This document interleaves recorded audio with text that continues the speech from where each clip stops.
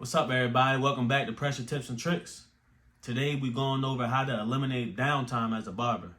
Everybody been through it where they in the shop, they in their suite, wherever you cutting at, where you just chilling, you know what I mean? You just sitting there waiting for your clients, or you just waiting for a walk-in. You don't really know what to do with yourself. You just sitting there wasting time, right? We're going to eliminate that downtime today, the pressure way. So lock in and let's get straight into it. The first and the best way to eliminate downtime as a barber is build your clientele.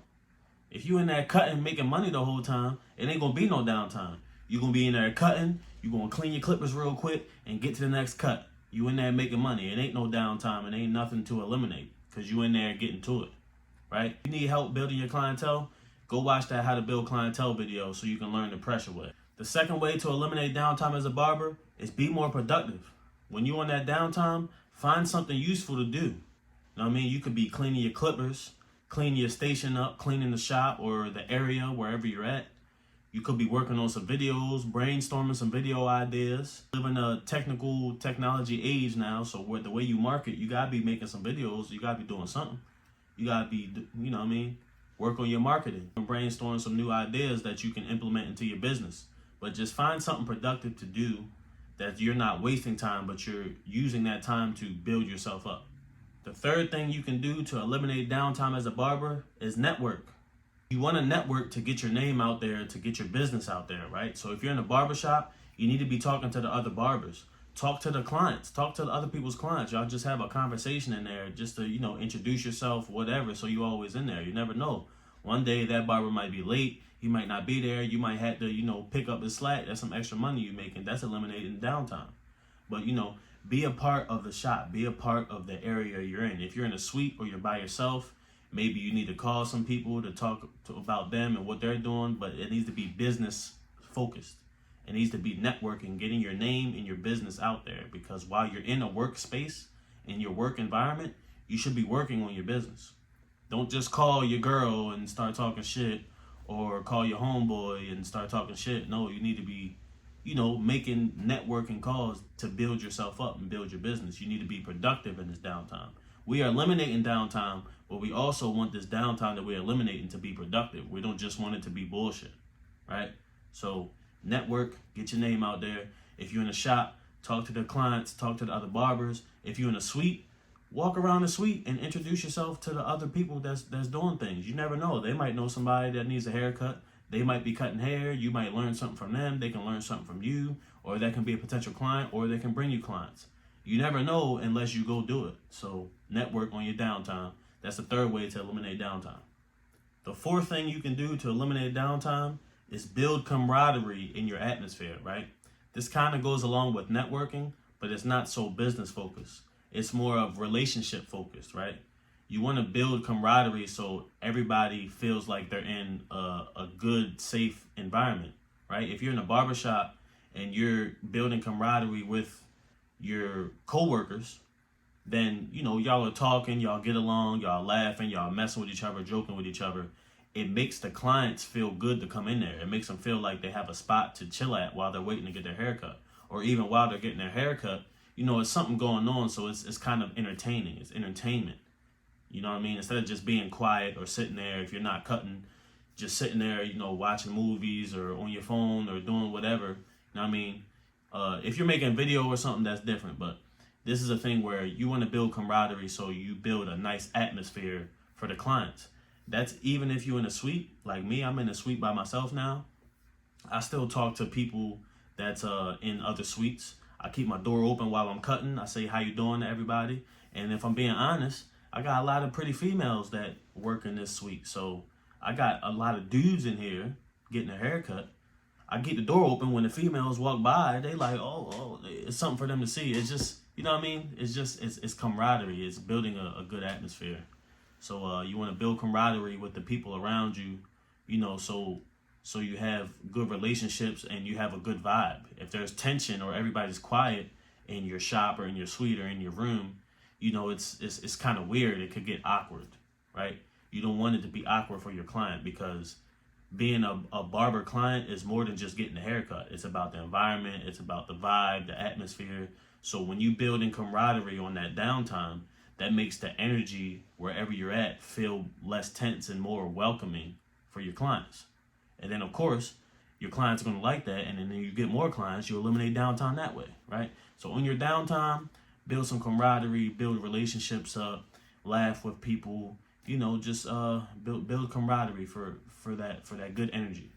And last but not least, this is for all my advanced barbers that are not building still. These are for barbers that already have been booked out or that have other things going on in their life where they need to literally cut down their downtime in the area that they work at. This last tip is cut your schedule. Now, this is a controversial one. Y'all let me know in the comments what you think about cutting your schedule. Now, I say this is for advanced barbers, not if you're still building. Because if you're still building, you want to be in the shop or in your area as much as possible. So if anybody calls you, anybody needs to come in last minute, or anything like that, you want to be able to take that client because you're building. Now, if you're at a point where you're getting appointments, you're on a consistent basis and you're booked out, you're making good money, or you don't even need walk-ins like that, this is when you can go ahead and cut your schedule, right? The thing is, if you're an advanced barber and you're already booked out, when you cut your schedule shorter, it forces your clientele to come when you are there, right? For example, me, I used to cut hair when I was building 6 days a week, all day long. I'm in the barbershop 6 days a week, all day, 10 o'clock to 7, 8 o'clock, every day, 6 days a week. Sunday, I got off, right? Sunday, I'll go home and cut. So once I build my clientele, I start being booked out for certain days. I started to realize, like, I'm in here all day on Monday and I only got one cut. I'm in here all day Tuesday, only got 2 cuts. But Wednesday through Saturday, I got 5, 6, 7, 8 cuts. So I'm more productive on these days, where this day I'm in here all day, but I'm not even really making no money. I'm not wasting time. I was in there working on videos and doing the other tips on this list, but it's still like, it's like I could be doing something else. I could be, home chilling. If that's what you want to do, I could be somewhere, learning a new skill or doing a different type of hustle to get more money, or, something else than just being there, right? So when you cut your schedule down and you have people that consistently make appointments with you, it forces your clients to come during these days. So these eliminate the days where you have to come in and sit in the wherever you're at all day long, and then you only do one client. So now you done been in the shop or been in your suite 10 hours and you only did one person. But that's because you're there every day. It also eliminates people just calling up and showing up whenever they want to, right? So I changed my days from Wednesday to Saturday. That way I'm only there from Wednesday to Saturday. That forces my clients to come during those days. So eventually those days will be booked out, will be more busy, because my clients that come on Mondays and Tuesdays, they will be forced to come during these days. If I change the appointment only, or if I change to only these days, and then somebody calls me and says, oh, can I come in? But I say I'm booked out because I'm only working these amount of days and I'm booked out. It's going to make them make an appointment, because we all got them people that just like to call you and they don't want to make an appointment. They're too good to make an appointment. They just want to call you and say, yo, I'm about to come get my haircut. And then they come get their haircut, right? But if you shorten your days and you're booked out on these days, again, this is only for advanced barbers if you're on this level. If you're still building, I don't recommend this. But this will force your clients to come during these days, so you'll be more busy and have less downtime, because since they're forced to come these days, you will be busy on these days because they have no choice but to come on these days. And it will also help with the clients making appointments, because now that if I'm always booked out with people that make appointments and I'm only here for these certain amount of days, you can't just call me and say, bro, I want to come in, because I'm booked out. So now you got to either wait till tomorrow, or you got to come in and wait and see if I can squeeze you in, or you got to go make an appointment because I've been booked out for these days. So cutting your schedule short is definitely a valid thing to do if you're trying to eliminate downtime as a barber. But again, that's only for advanced barbers that are consistently booked out and have consistent clientele where they can do that, because you can definitely expect a dip and expect to lose some clients, because everybody doesn't like that. People are too good for that. They want to just call and come in whenever. They want you to be available whenever. A lot of clients don't realize that we are not a store. We are not a company. We are a person, and we provide a service.